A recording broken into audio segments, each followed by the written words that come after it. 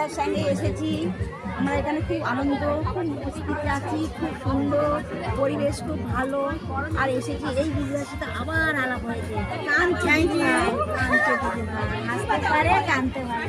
না আমি কাঁদতে পারি না গো, কি করে কাঁদতে হয় আমি জানি না। চোখে জল দিয়ে দিয়ে ভিডিও করছি, ভিডিও করি। গ্লিসারিন দেবো? না আর এই গ্লাসের না, জল দিয়ে।